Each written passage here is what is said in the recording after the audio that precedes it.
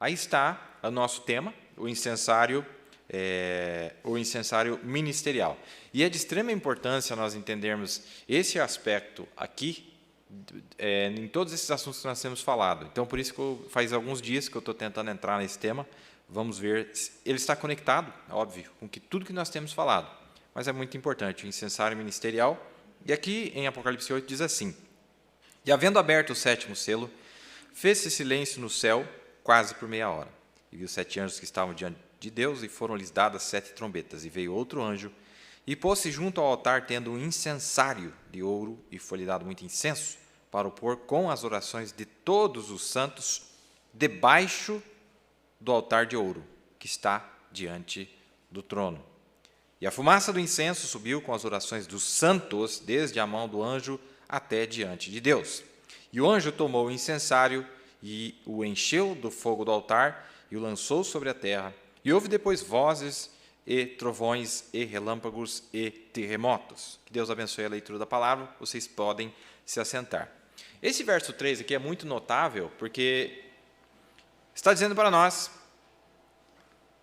que há santos debaixo do altar, que há santos no altar de ouro, assim como o profeta fala que há santos no altar de sacrifício, também tem santos no altar de ouro. E nesta cena que nós estamos olhando aqui, um determinado anjo toma um incensário e ele enche esse incensário, é dado muito incenso para ele, para pôr com as orações de todos os santos sobre o altar de ouro que está diante do trono. Ele executa esse trabalho. Bom, vamos voltar um pouquinho, então, para se tornar fácil para todos entenderem.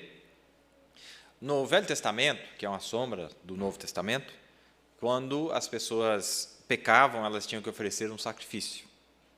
Então, você levava lá dependia, se você fosse pobre, você podia levar 2 pombas, um casal de pombos, ou se você tivesse mais dinheiro, você podia levar um cordeiro ali para ser imolado.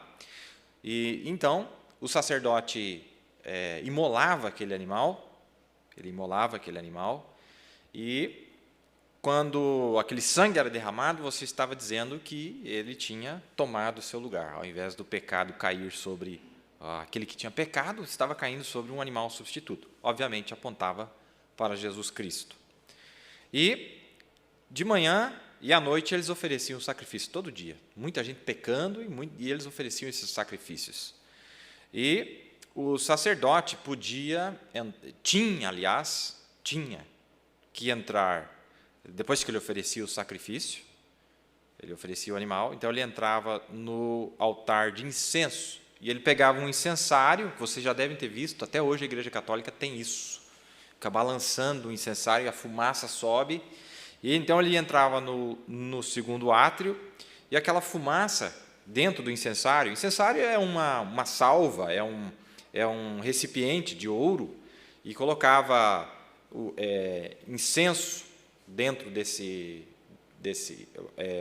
brasa dentro desse incensário, junto com incenso, e colocava também em cima do altar de ouro para ser queimado, e ele ficava oferecendo Para que servia isso?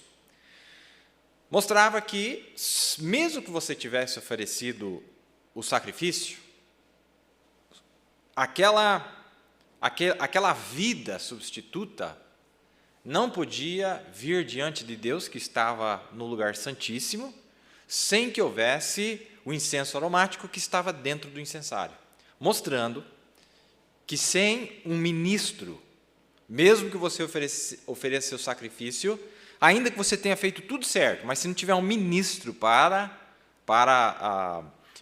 balançar o incensário e fazer a fumaça para entrar lá no lugar santíssimo, então Deus não podia receber aquela vida substituta diante dele, para ele ver que alguém morreu no seu lugar. Olha que coisa interessante.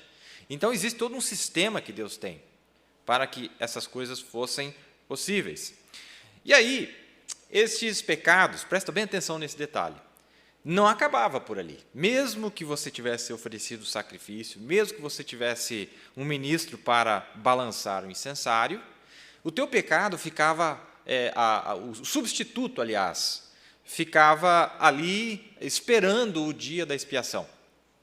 E no dia da expiação, era a única vez no ano que o sacerdote podia entrar no lugar santíssimo, também com incensário. Ele entrava com incensário, então, realmente o seu pecado estava completamente aniquilado. Ele tinha que aguardar. Então, era algo que ainda dependia de uma finalização no dia da expiação, que era no dia 10 do mês 7º. Bem, então, dizendo isto, aí você diz, mas onde é que está escrito na Bíblia essas coisas e tal? É bem extenso, mas eu vou economizar um pouco. Está em Êxodo 30, foi aqui que Deus instituiu, e eu quero chamar a atenção de vocês, e vocês, vamos gravar isto, que só tinha uma classe de pessoas que podia balançar o incensário, eram os ministros, certo? Ninguém mais podia ter o incensário na mão. E está aqui em Êxodo capítulo 30, lá embaixo, e Arão sobre ele queimará o incenso das especiarias, está falando do altar de ouro. No segundo, ele colocava em cima. E Arão sobre ele queimará o incenso das especiarias cada manhã, quando põe em ordem as lâmpadas, o queimará. E acendendo Arão as lâmpadas à tarde, o queimará. Esse será incenso contínuo perante o Senhor pelas vossas gerações. Não oferecereis sobre ele incenso estranho, nem holocausto, nem oferta, nem tampouco derramareis sobre ele libações. Está falando desse altar de incenso lá no segundo átrio. Aí diz aqui na sequência, e uma vez no ano, Arão fará expiação sobre as pontas do altar, com o sangue do sacrifício das expiações. Uma vez no ano fará expiação sobre ele, pelas vossas gerações, santíssimo é ao Senhor. Então, ele fazia duas coisas, ele colocava o incenso em cima do altar de ouro, e ele também balançava o incensário, e aquela fumaça que queima aquelas essências aromáticas que eram feitas de árvores. Você pode ler no Velho Testamento do que era feito, e aquilo produzia um cheiro agradável às narinas de Deus, e aí ele podia realmente aceitar o sacrifício que estava lá fora. E tinha mais uma condição. Enquanto ele estava lá balançando o incensário e queimando isso, o adorador que tinha oferecido o animal tinha que ficar lá fora orando. Então ele oferecia o sacrifício e ficava orando, e confiando que Deus ia aceitar o sacrifício dele. Então, é todo um sistema que tinha para que isso realmente fosse aceito por Deus. Mas o que eu quero chamar a atenção nesta noite, e para ficar gravado nas nossas memórias, que o único que poderia oferecer este incenso eram os ministros. Então, li aqui uma escritura, tem outra que fala, lembra que quando aquele povo se rebelou contra Moisés, Datã, Coré e Abirão?